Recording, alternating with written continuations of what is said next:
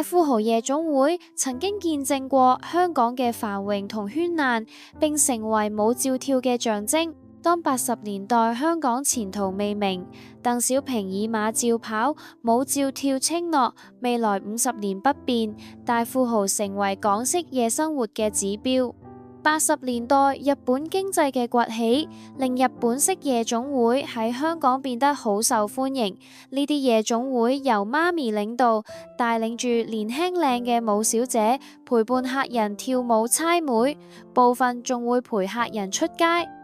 尖東曾經係日式夜總會嘅集中地，位於科學館道嘅大富豪係由羅卓同陳健森夫婦共同創辦，當時號稱全球最大嘅夜總會之一。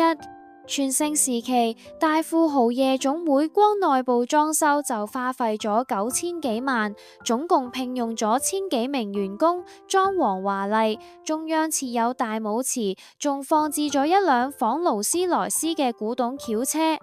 就連廁所嘅所長亦都每月可以得到2萬蚊貼士，但天下無不散之筵席，任何形式嘅璀璨都會消逝。日式夜總會喺90年代後期面對金融風暴同鄰近其他城市競爭式微，取而代之係低價嘅 D 場與私人會所 clubbing。